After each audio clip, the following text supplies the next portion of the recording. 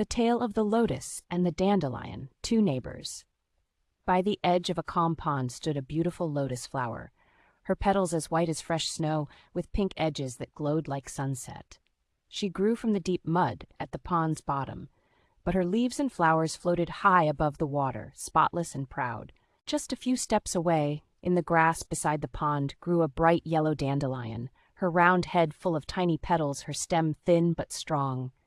She swayed with every breeze, her seeds already beginning to form at her center. The lotus would often look over at the dandelion and sigh. "People come from far and wide to admire my beauty, to take pictures and write poems about how I rise pure from the mud. But look at her." The dandelion noticed the lotus's gaze but said nothing. She simply kept her face turned to the sun, drinking in its warmth and sending her roots deep into the soil. The hard times come. One year, a long drought fell over the land.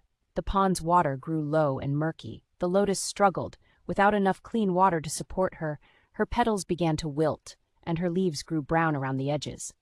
The people who once came to see her stopped visiting. The grass beside the pond dried up too, but the dandelion kept growing strong. One day, as the lotus hung her head in sadness, the dandelion spoke softly. "Dear neighbor, I see you are suffering. Let me share what I have."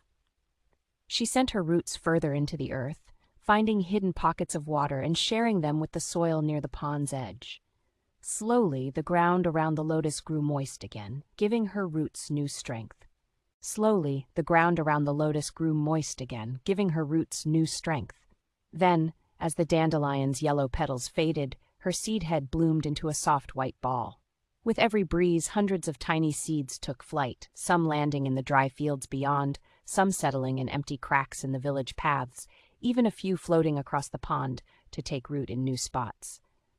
The season turns. When the rains finally came, the lotus bloomed again, more beautiful than ever, her roots now stronger from having weathered the hard times.